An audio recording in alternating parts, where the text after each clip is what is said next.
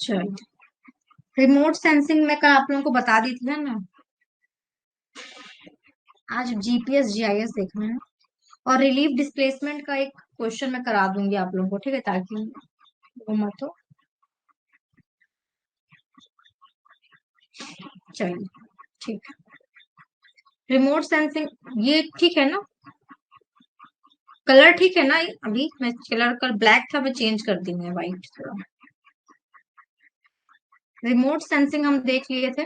देखो, basic remote sensing बस आप लोगों को ये ध्यान देना है कि आपके पास इसमें दो टाइप्स हैं सो करने के। एक आपका इसमें जो सोर्स रहेगा एक्टिव और पैसिव, और एक्टिव में सन किसमें, मतलब नेचुरल सोर्स हम किसमें यूज करेंगे, और आर्टिफिशियल आप किसमें यूज करेंगे, बस वो इसमें से इम्पोर्टेंट है, ठीक है।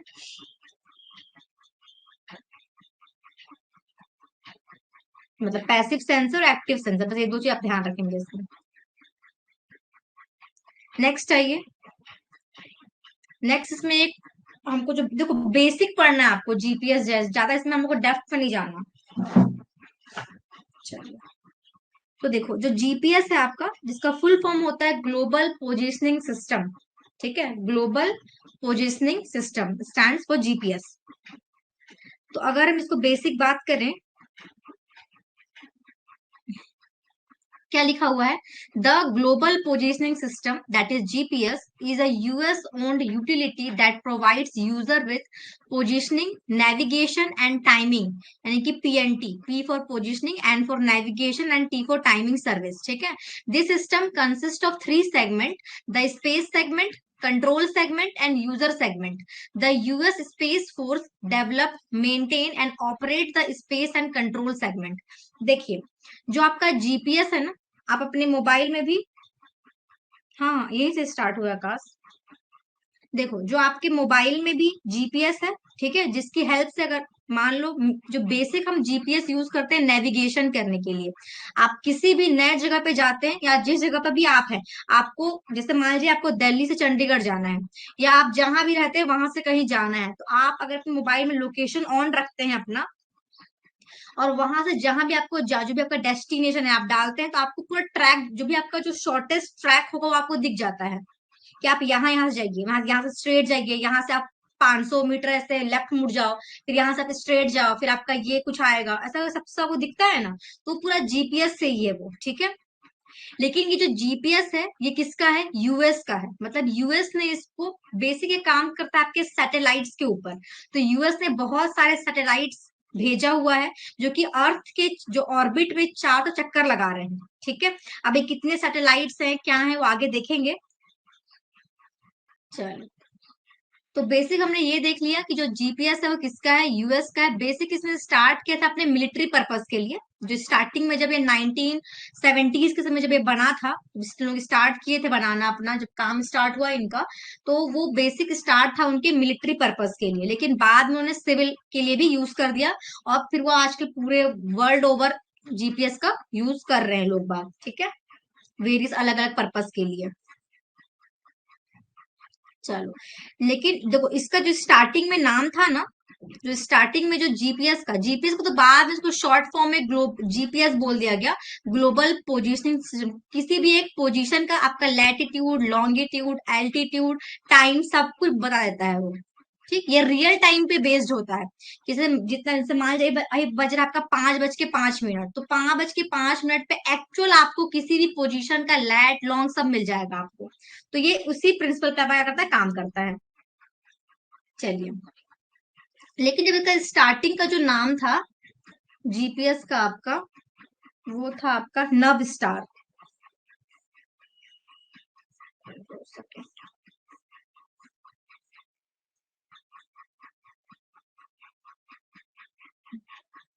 जो इसका नाम था, जो इसका एक्चुअल नाम है वो था आपका नव स्टार, NAVSTAR, ठीक। जो उन्होंने अपने इसका नाम रखा था, इसका फुल फॉर्म होता है navigation, navigation system, navigation system with navigation system with time and ranging, with time and ranging. इसको पूरा यूएस ऑपरेट करता है, ठीक है। लेकिन बाद में इस नॉर्थ स्टार का नाम चेंज करके जीपीएस रख दिया गया। ये फुल ऑपरेशन में 1994 में आया था ये, ठीक।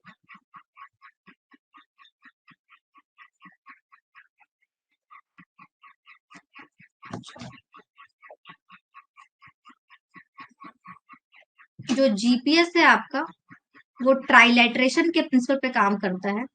ट्राइलेटरेशन, अभी ट्राइलेटरेशन को डिटेल में पढ़ना है वैसे। ट्राइलेटरेशन,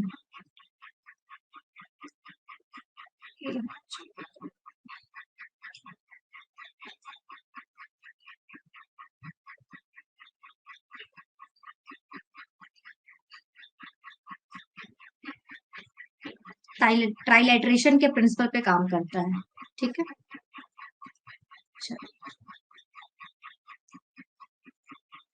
ऐसा कुछ, जैसे आपका ये अर्थ है ना, अर्थ के पूरे इसमें क्या कर रहा है, ऑर्बिट में बहुत सारे सैटेलाइट्स हैं जो कि आपके अर्थ को, मतलब कि पूरे ग्लोब को ही, तो इसका नाम ग्लोबल इसलिए भी है क्योंकि जो यूएस का जो जीपीएस सिस्टम है वो पूरे वर्ल्ड को वो क्या कर रहा है, निगरानी रखा हुआ है, ठीक है। उसको हर जगह के पॉइंट्स का, सब जगह का वो सब कुछ डिटेल, सब कुछ पता है, ठीक है।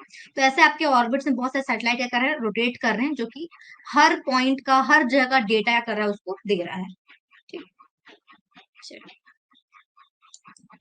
देखो हमने यहाँ बात किया कि जो आपका जीपीएस उसमें 3 सेगमेंट है। एक आपका स्पेस सेगमेंट है, स्पेस सेगमेंट।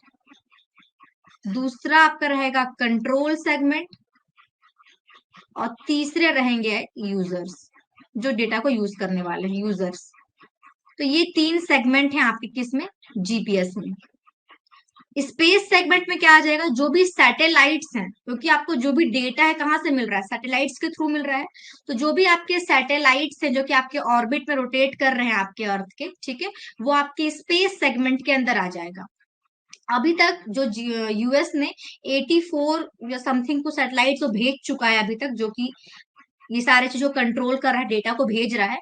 लेकिन अगर 3 जुलाई 2023 का अगर डेटा को देखें, तो अभी मतलब कि जो ऑपरेशनल सैटेलाइट 31 है, 31 जो ऑपरेट कर रहे हैं, मतलब वो चल रहा है। 84 तो उसने भेज दिया, इसमें तो बहुत जो पुराने भेजा हुआ जो कि काम करके अपना खत्म हो गया, वो वहीं पर रह गया, ठीक है, वो काम करना बंद कर दिया, इस टाइप का जो भी होंगे। तो 84 समथिंग उसने सैटेलाइट अभी तक भेज चुका है, मतलब 31 ऑपरेशन सैटेलाइट है। और एनी टाइम, कोई भी टाइम पे 24 तो आपका ऑपरेट करता ही रहता है। बाकी को वो स्टैंड बाय में रखता होगा कि अगर मान लीजिए कि 24 में से कोई अगर एक कोई खराब हो गया, तो उसकी जगह पे फिर दूसरे को हम ऑन कर देते होंगे। तो ऐसा कुछ ये काम करता है, ठीक है। तो पहला हमने देख लिया स्पेस सेगमेंट, स्पेस में उसने सैटेलाइट्स भेजा हुआ है। अब स्पेस से जो भी जो सैटेलाइट्स हैं आपके स्पेस में, वहां जो भी डेटा आ रहा है, वो कहाँ पे आएगा, कंट्रोल सेगमेंट पे आएगा।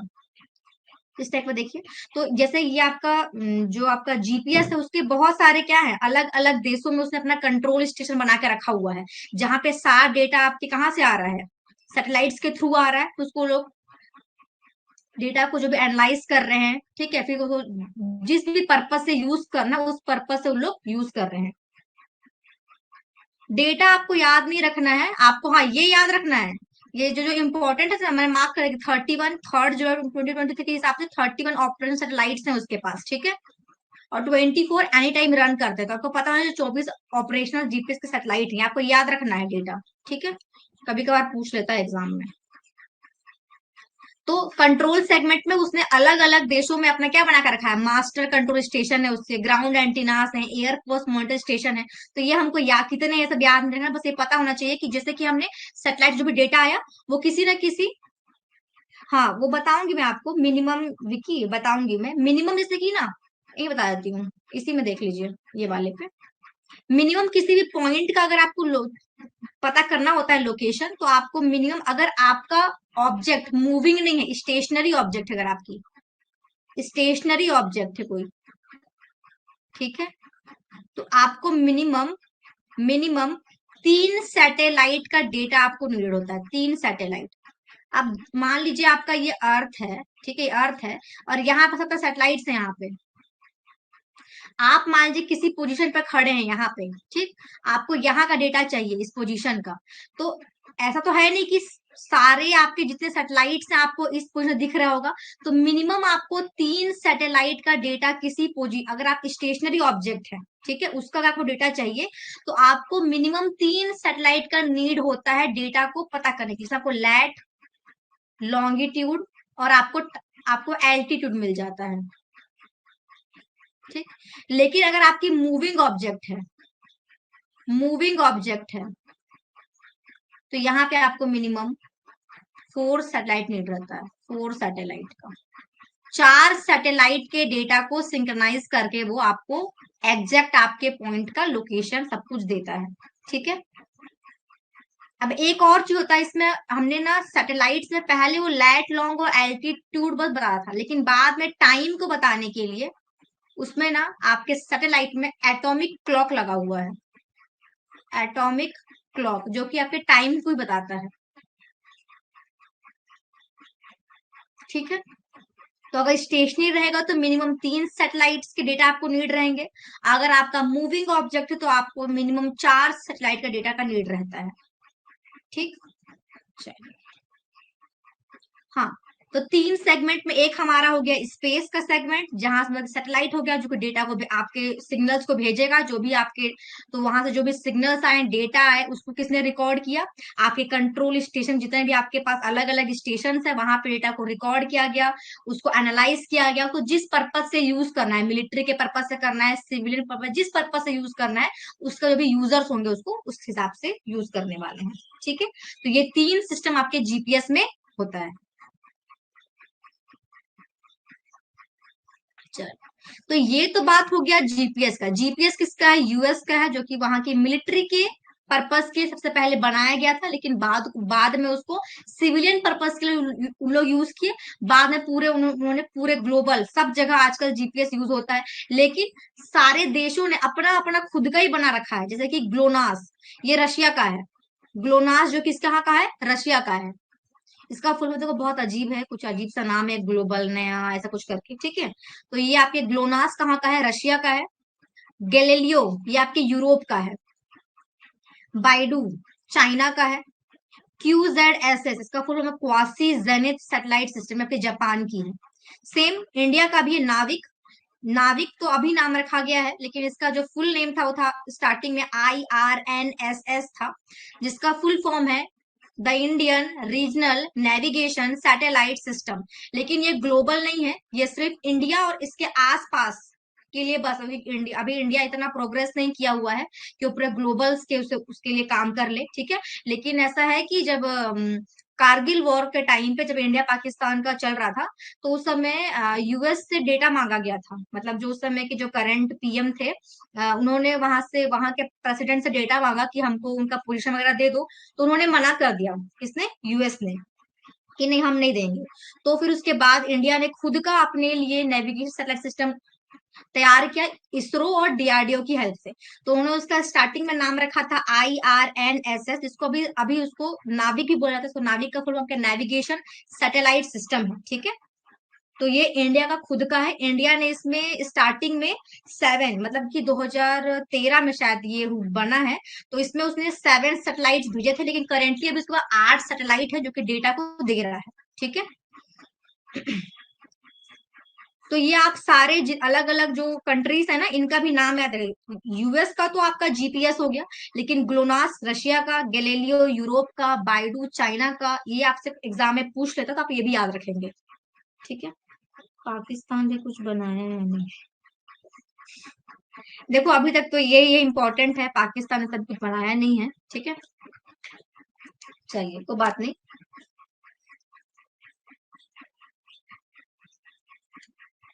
ये आप याद रखेंगे, ठीक है। चलिए नेक्स्ट आते हैं। तो हमको जीपीएस में बेसिक इतना ही पढ़ना है, जितना भी है आप उसी में से, ज्यादा उसमें डेप्थ में जाने का जरूरत नहीं है। चलिए आइए जीआईएस पे आइए। जीआईएस का फुल फॉर्म है जियोग्राफिक इंफॉर्मेशन सिस्टम। बस बस हो गया, अभी यहाँ पे ये चीज सब डिस्कस नहीं करना है ना। चलिए कोई बात नहीं, आइए। जियोग्राफिक इंफॉर्मेशन सिस्टम, ठीक है, फुल फॉर्म याद रखेंगे। चलो, अब इसमें क्या है आपका, तो जियोग्राफिक इंफॉर्मेशन सिस्टम, देखो जो जीपीएस है ना, जो जीपीएस है आपका वो क्या करता है, रियल टाइम पे बेस्ड है। जीआईएस क्या करता है, बहुत टाइप के डेटा को वो रिकॉर्ड करके रखता है अपने पास, ठीक है, उसका एक पार्ट आप बोल सकते हैं कि जीपीएस है।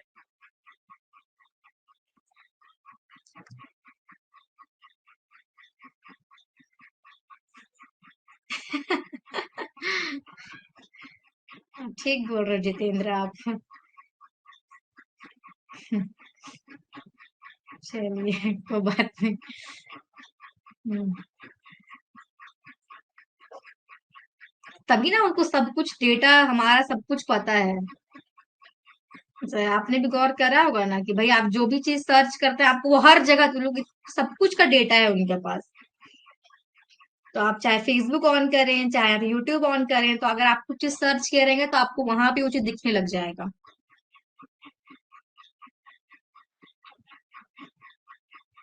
चलिए, इस पे आइए। Geographic information system are computer based tools use to store, visualise, analyse and interpret geographic data. Geographic data also called spatial और geospatial data identifies the geographic location और फीचर्स। आगे देखेंगे क्या क्या है। इसे मेनली जियोग्राफिक इंफॉर्मेशन सिस्टम है ये, ठीक है, जो कि एक कंप्यूटर बेस्ड टूल है, ये अगर देखें तो आप सॉफ्टवेयर पे ही काम करता है पूरा, ठीक है। तो इसको जो सबसे पहली बार जिसने इस वर्ड को इंट्रोड्यूस किया था या कॉइंड किया था, तो इस नाम था, आपका नाम है डॉक्टर रॉगर एफ टॉमलिंसन। आप ये नाम याद रखेंगे, नाम इंपॉर्टेंट है, कभी कभार पूछ लेता है ये, ठीक है। फादर ऑफ जीआईएस ही बोलते हैं इनको, फादर ऑफ जीआईएस,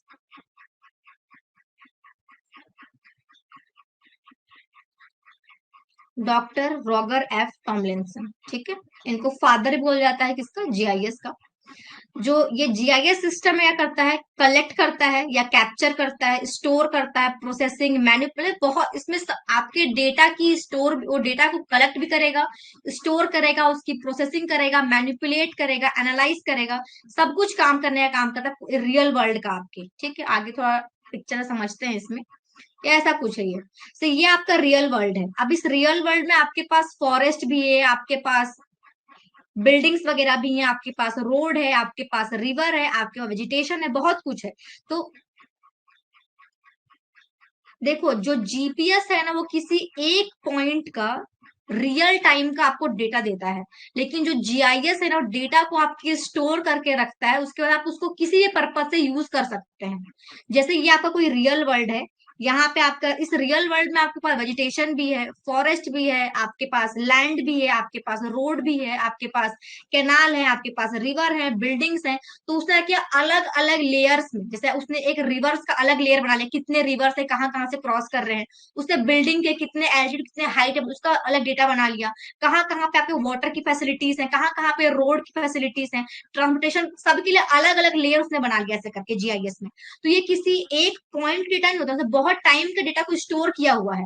तो मान लीजिए अभी का अगर 1990 का अगर हम किसी किसी मान लो कोई एक एरिया हम दिल्ली ले लेते हैं, मान लीजिए दिल्ली का 1990 का अगर हम जीआईएस का मॉडल उठा के देखें और 2023 चल रहा है, अगर हम यहाँ के डेटा को उठा के देखें, तो आपके पास आप कंपेयर कर सकते हैं कितना कुछ बदला है, कितना आपके पास डेंसिटी आपके रोड की बढ़ गई, कितना आपका फॉल्ट डेंसिटी कम हो गया, बड़ा बढ़ गया, रिवर कैसी हो गई। तो सब कुछ हम डेटा को एनालाइज कर सकते हैं इसमें। जीपीएस में ये चीज नहीं है। जीपीएस में तो क्या है, आप किसी एक पॉइंट का आपको लोकेशन पता करना है, बेसिकली उसको नेविगेशन के लिए यूज करते हैं, ठीक है, जीपीएस को। लेकिन ज्यादा करता आपके सारे टाइप के डेटा को रिकॉर्ड करके चलता है। तो अगर मान लीजिए 1990 आपके पास पूरा जीआईएस का सारा मॉडल है, तो आप कंपेयर कर सकते हैं कि इसमें कितना चेंजेस आया, रोड में क्या चेंजेस आया, रिवर्स में क्या चेंजेस आया, मतलब कि जो आपके जो लोग रह रहे हैं उनमें क्या चेंजेस आया, ठीक है। कि भाई पहले 1990 के टाइम पर तो जाहिर सी बात है कि बहुत कम घर रहा होगा, लेकिन अब 2023 के साथ कितने वहां पे घर बढ़ गए, कितना इसकी वजह से कितना आपको पेड़ काटना पड़ गया होगा, कितना आपके वेजिटेशन में कमी कमी आ गई, कहाँ कहाँ पे रोड रोड की डेंसिटी बढ़ गई, तो वो आप सब कुछ इससे एनालाइज कर सकते हैं। ये सारे डेटा को ना पूरे पुराने टाइम के डेटा को रिकॉर्ड करके रखता है जीआईएस।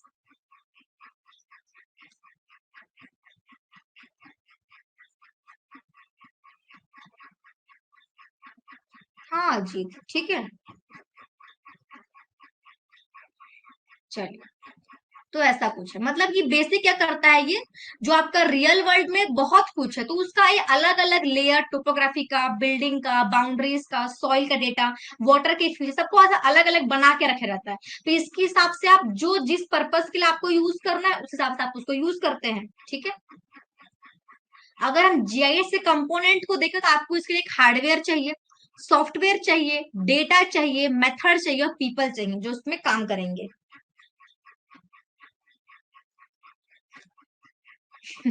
हाँ, सामने बोल सकते हैं, ठीक है। चलिए।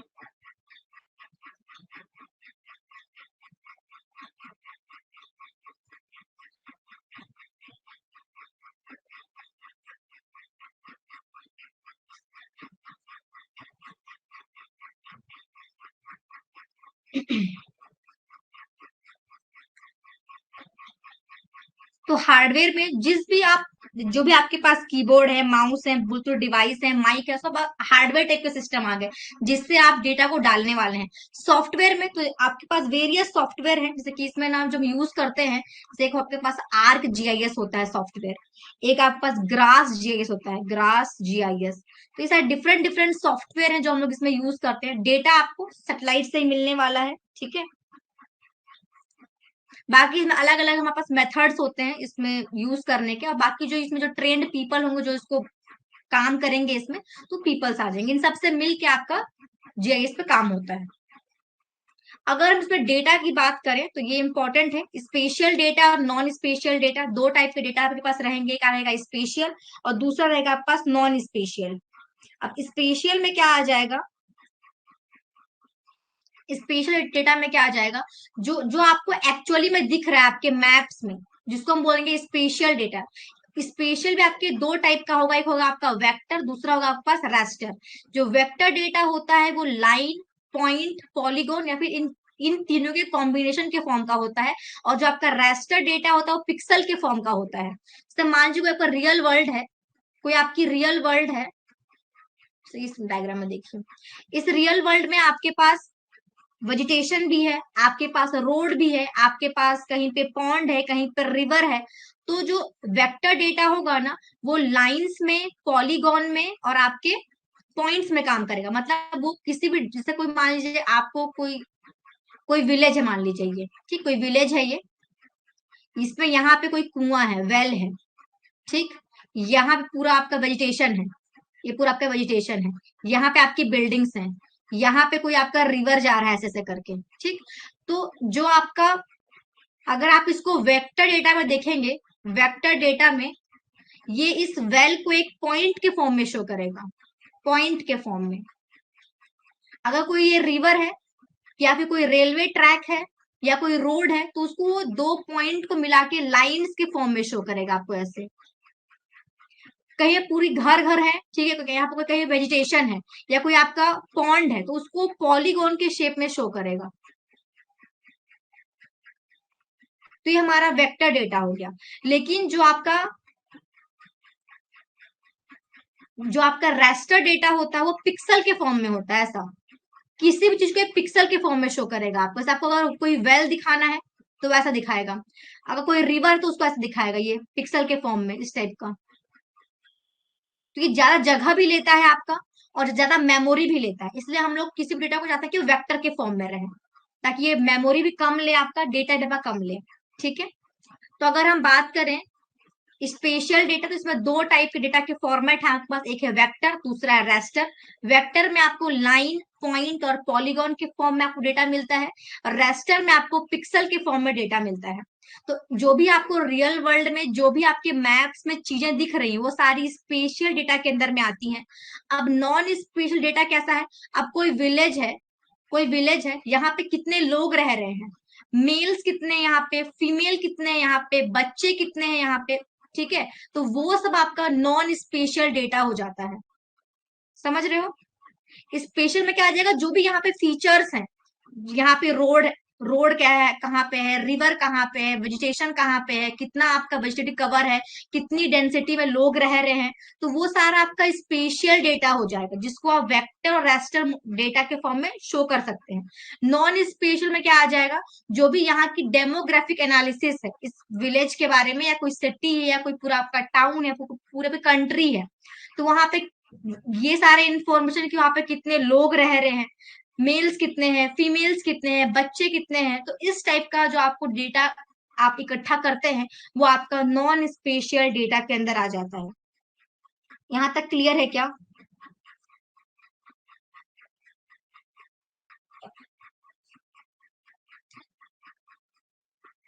इस टाइप का देखिए, वेक्टर आपको जैसे पॉइंट्स के फॉर्म में दिखाएगा, या लाइंस के फॉर्म में, कुछ ऐसा फॉर्म में, और जो रेस्टर होगा आपको सारी आपको डेटा पिक्सल के फॉर्म में मिलेगा, ऐसा कुछ। ठीक। तो आपके पास जो डेटा होते हैं GIS में, वो दो टाइप का होता है, स्पेशल डेटा और non special data. Special data को भी आप दो टाइप के फॉर्म में शो करते हैं, वेक्टर और रेस्टर। वेक्टर में आपको पॉइंट्स, लाइन और एरिया के फॉर्म में शो करोगे आप। हाँ, जो आपके मैप में विजिबल है वो आपका स्पेशल डेटा हो जाएगा। ठीक है, मैप में क्या दिखेगा आपको, वहां पे रेलवे ट्रैक है कि नहीं है, रोड कैसा है, रिवर कैसा है, टोपोग्राफी कैसी है, वेजिटेटिव कवर कैसा है।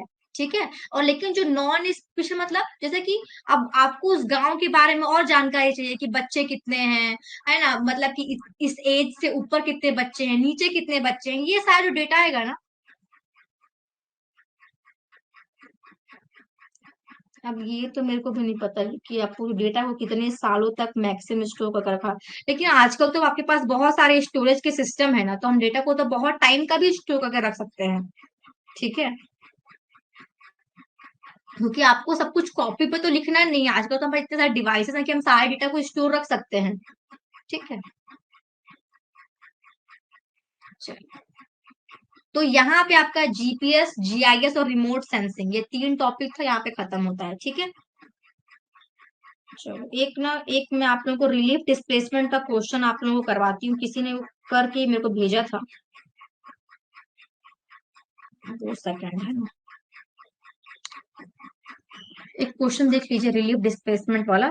हम लोग कर चुके हैं रिलीफ डिस्प्लेसमेंट, लेकिन इससे ना थोड़ा सा किसी किसी को डाउट भी था ना उसकी क्लास में, तो क्लियर हो जाएगा। देखिए इसमें क्या बोल रहा था, N image of the top of building, of the top of building is 90 mm from the principal point of the photograph. The elevation of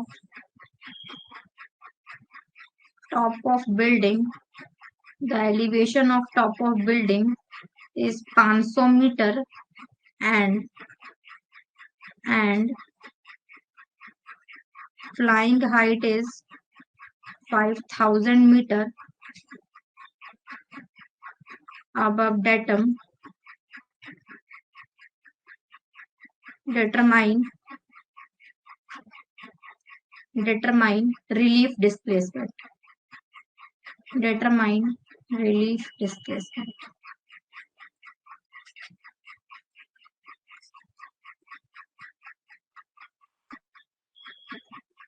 हाँ, इसमें इतना ही है चिन्मय। ठीक है, बेसिक ही पढ़ना है आपको, ज्यादा उसमें हम लोग को बहुत डेप्थ पे नहीं जाना है। क्वेश्चन देखिए, रिलीफ डिस्प्लेसमेंट का क्वेश्चन है।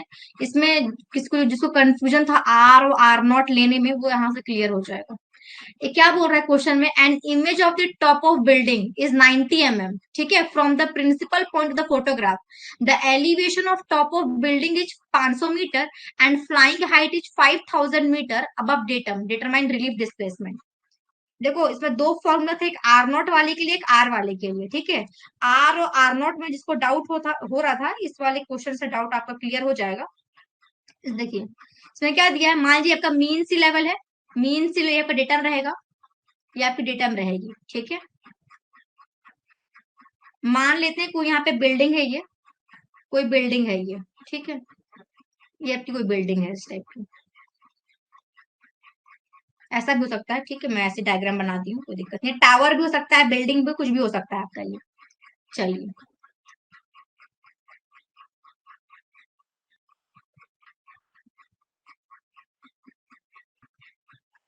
जहां से ये फोटोग्राफ लिया गया है वो पॉइंट है आपका ये, ठीक। एक आप इसके बिल्डिंग के टॉप को देखते हैं, मान लीजिएगा बिल्डिंग के डाउन को देखते हैं, देखो जो इसका फोटोग्राफ यहाँ पे क्लिक होगा, जो फोटोग्राफ क्लिक होगा, तो यहां से आपको क्या दिया हुआ है? To watch the complete video, download the Mining Gyan app from the Play Store. Enjoy a seamless learning experience without interruptions and subscribe to our YouTube channel.